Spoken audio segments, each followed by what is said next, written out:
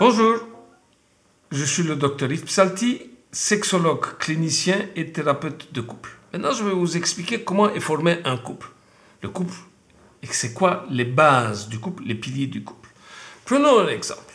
Le couple Michel et Micheline. Michel et Micheline.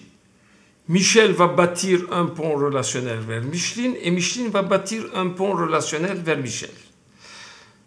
Qui dit pont, du point de vue architectural, pour qu'il soit solide, il doit reposer sur des piliers. Il y en a trois. Trois piliers qui supportent ce pont relationnel. Amitié, sentiment amoureux et sexualité. Écoutez bien, je l'ai mis toujours dans cet ordre-là. Le premier, c'est amitié, les sentiments amoureux et sexualité. Ils sont gros comme ça. OK. Pourquoi je les ai mis dans cet ordre-là? N'oubliez pas, la fois passée, je vous avais expliqué qu'il y a beaucoup de couples qui abandonnent les relations sexuelles. Donc, à partir d'un certain temps, le pilier 3, qui était gros comme ça, bzz, bzz, bzz, il devient comme ça, il devient un cure-dent, ou bien il va complètement disparaître. Et vous savez, quand le pilier 3 disparaît, qu'est-ce qui se passe? Le pilier 2 aussi, des sentiments amoureux qui étaient comme ça, hop, hop, hop, ils vont devenir tout petits et ils vont disparaître aussi. Pourquoi? Parce que les gens qui ne baissent pas ne se touchent plus. Il n'y a plus cette tendresse, ces caresses, cette affection, cet amour-là. De peur, parce que chaque fois que tu me touches, je passe à la casserole. Donc maintenant, à partir de maintenant, tu ne me touches pas. Ce qui fait que les gens ne se touchent pas. Et comme les gens ne se touchent pas, le pilier 2, il disparaît aussi.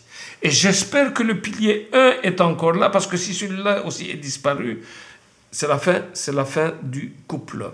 En fait, une thérapie conjugale, qu'est-ce que c'est une thérapie conjugale? Les gens vont venir pour nous demander de retrouver ces trois piliers-là, du moins qui étaient aussi gros, il fut un temps.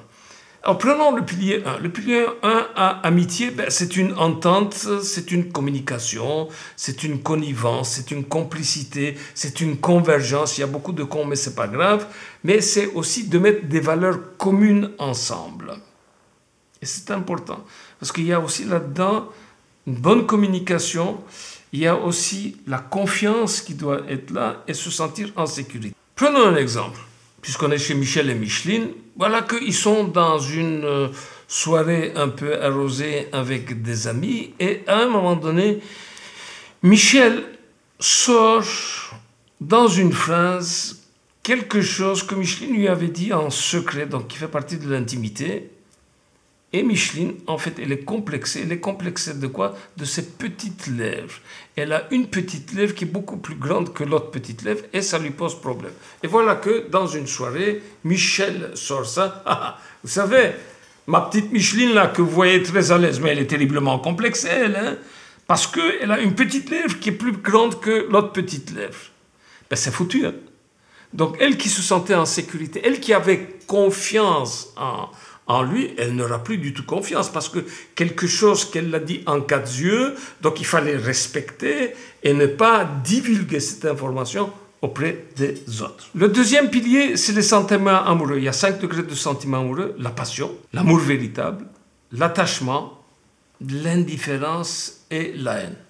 Un jour, je vais revenir sur ces 5 niveaux des sentiments amoureux. Sexualité, dans sexualité aussi, on doit s'entendre. On doit s'entendre sur certaines choses, du moins sur la quantité et la qualité. Le troisième pilier, la sexualité. On doit aussi s'entendre sur la sexualité, du moins au niveau quantité et qualité. Mais n'oubliez pas qu'on a 2 types de sexualité. La sexualité personnelle et la sexualité relationnelle. La sexualité personnelle, c'est les fantasmes et la masturbation que je fais tout seul. Et la sexualité relationnelle, c'est la sexualité que j'ai avec quelqu'un d'autre. La prochaine fois, on va parler de ce fameux troisième pilier, la sexualité. Est-ce que pour un couple, c'est important d'avoir la sexualité? Quelle est la grosseur de ce pilier de la sexualité? À la semaine prochaine. Alors, vous avez aimé ma capsule sexo? N'oubliez pas de liker ici en dessous. Mettez aussi un commentaire. Dites-moi aussi ce que vous aimeriez qu'on traite comme sujet pour la prochaine fois, pour les prochaines fois. N'oubliez pas de vous abonner. Allez, ciao, à la semaine prochaine.